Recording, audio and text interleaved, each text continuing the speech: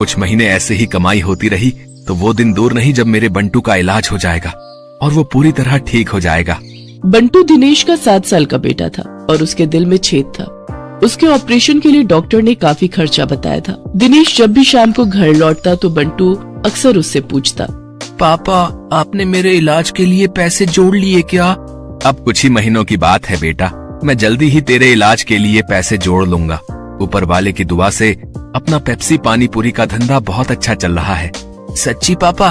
फिर तो मैं भी आपके साथ खेल सकूंगा, दौड़ूंगा, भागूंगा और आप देखना फिर तो रेस में मैं ही फर्स्ट आऊंगा। दिनेश की बीवी संध्या जब भी अपने बेटे को ये कहते सुनती तो वो कहती, तू बिल्कुल भी परेशान मत हो बंटू, मैं रोज मंदिर जाकर तेरे ठीक होने के लिए भगवान से प्रार्थना करती हूँ। तू देखना भगवान तुझे बहुत जल्द ठीक कर देंगे। एक दिन दिनेश के ठेले पर हीरू नाम का अधेड़ उम्र का आदमी उसकी पानी पूरी चखने आता है। वो नशे में होता है, तभी उसकी नजर दिनेश के गले पर जाती है। किसी ने ठीक ही कहा था इसके बारे में, इसका गल्ला तो लबालब नोटों से भरा हुआ है भाई। हीरू एक ठग, शराबी और जुआरी किस्म का आदमी था। उसका काम ही लोगों को ये सब बुरी लत लगाना था। दिनेश के भरे गले को देखने के बाद हीरू उससे कहता है, अरे सुना है कि तेरे बेटे को कोई बड़ी बीमारी अभी है और उसके इलाज के लिए तुझे लाखों चाहिए? हाँ भाई सही सुना है, मुझे मेरे बेटे के इलाज के लिए कई सारे पैसों की जरूरत है। तो तुझे क्या लगता है इस ठेले से तू लाखों रुपए कम समय में कमा पाएगा? इसके लिए तो तुझे कई साल लग जाएंगे। हाँ लेकिन इसके अलावा मैं और कर भी क्या सकता हूँ भाई?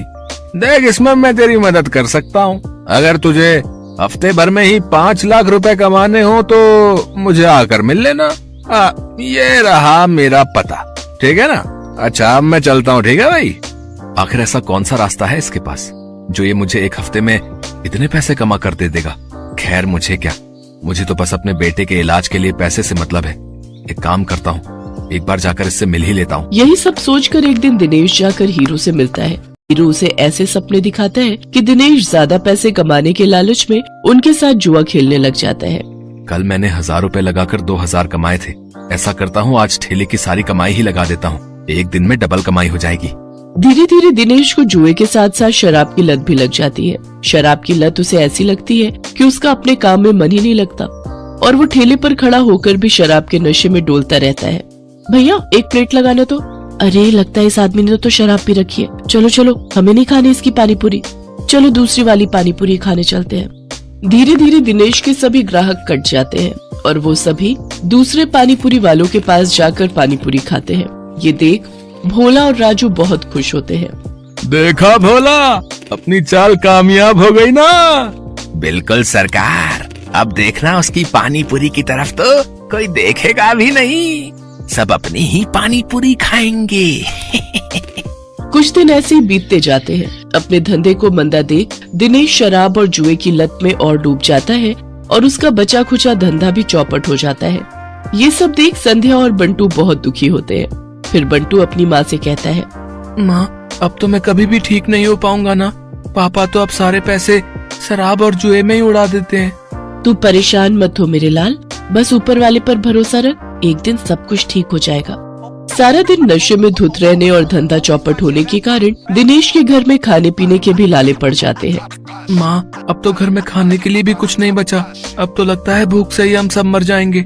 ऐसा नहीं कहते मेरे बच्चे, सुख दुख तो जीवन का हिस्सा है। आज बुरा वक्त आया है, कल अच्छा वक्त भी आएगा।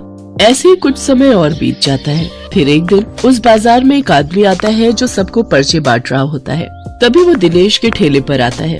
अरे सुनो भाई, पेप्सी पानीपुरी वाले, हमारे सेठ मंगल राम चाट भंडार वाले की तरफ से एक प्रतियोगिता होने जा रही है जिसमें सभी चाट वालों के बीच कंपटीशन होगा। जो भी इस प्रतियोगिता को जीतेगा उसे पूरे 5 लाख इनाम और साथ ही हमारे मशहूर मंगल राम चाट भंडार वाले बाजार में एक स्टॉल भी लगाने को मिलेगा। मंगल राम चाट भंडार बाजार, वहाँ तो बड़े बड़े लोग आते हैं चाट खाने के लिए। अरे तभी तो कह रहा हूँ, अगर जीत गए तो रोज की अच्छी खासी कमाई होगी और 5 लाख मिलेंगे वो अलग। मंगल राम चाट भंडार कोई ऐसी वैसी जगह नहीं थी, बल्कि शहर का फेमस चाट बाजार था जहाँ शहर के बड़े बड़े लोग चाट खाने आते थे और कई टूरिस्ट भी वहाँ आते थे। उस बाजार में चाट लगाने वालों की अच्छी खासी कमाई होती थी, लेकिन ये सब बातें जानते हुए भी दिनेश उस प्रतियोगिता में कोई खास दिलचस्पी नहीं दिखाता। मंगल चाट भंडार है तो मुझे क्या, मैं जहाँ हूँ वहीं ठीक हूँ, मुझे इन सब से कोई फर्क नहीं पड़ता। उधर भोला और राजू उस कंपटीशन के बारे में सुनकर आपस में कहते हैं, सुन भोला, इस कंपटीशन को तू जीते या मैं, मुझे कोई फर्क नहीं पड़ता, बस कोई और नहीं जीतना चाहिए। हाँ भाई, बस एक उस दिनेश का ही डर था, लेकिन वो तो हमारी कृपा से फेल हो चुका है, तो अब हम दोनों के अलावा उस कंपटीशन को कोई जीत ही नहीं सकता। अगले दिन हीरो भोला और राजू से मिलने आता है। क्यों भाई, मान गए ना मुझे? आखिर मैंने शराब और जुए की लत लगाकर उस दिनेश के धंधे को चौपट कर ही दिया भैया है। तुम्हारे एक बार कहने से ही तुम्हारे दुश्मन को कैसे ढेर कर दिया मैंने। अगर वो ढेर नहीं होता तो हमारा धंधा आबाद कैसे होता भाई?